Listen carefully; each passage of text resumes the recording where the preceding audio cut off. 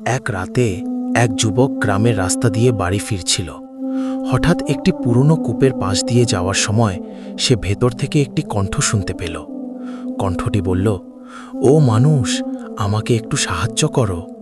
যুবক ভয় পেলেও সাহস করে কূপের ভেতরে তাকালো। ভেতরে একটি জিন আটকে ছিল। জিন বলল, আমি অনেক বছর ধরে এখানে বন্দী। আমাকে বের করে দিলে আমি তোমাকে বড় ধন সম্পদ দেব। যুবক দয়া করে একটি দড়ি কূপের ভেতরে ফেলল। জিন দড়ি ধরে উপরে উঠে এলো।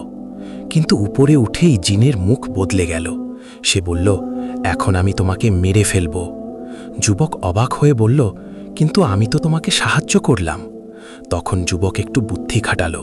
সে বলল, তুমি এত বড় জিন কিভাবে ওই ছোট কূপের ভেতরে ছিলে? জিন রাগ করে বলল, আমি দেখিয়ে দিচ্ছি। এই বলে জিন আবার কূপের ভেতরে ঢুকে পড়ল। যুবক সাথে সাথে কূপের ঢাকনা বন্ধ করে দিল। তারপর সে বলল, যে কৃতজ্ঞ হতে জানে না তাকে মুক্ত করা ঠিক নয়।